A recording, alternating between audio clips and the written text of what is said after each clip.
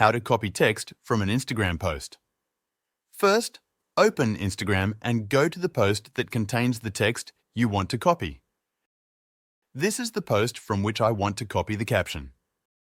But on the app, you cannot copy the text easily. You can do so by tapping on the Share button below the post, then select Copy Link.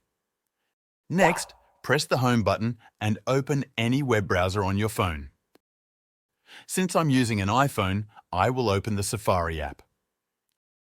In the browser's search bar, paste the copied link and search for it. This will open the Instagram post in your browser. Once the post is open, simply press and hold on the text you want to copy. Select the text and tap Copy. Now you can paste it anywhere you like. This is an easy and quick method to copy text from Instagram posts without any extra tools.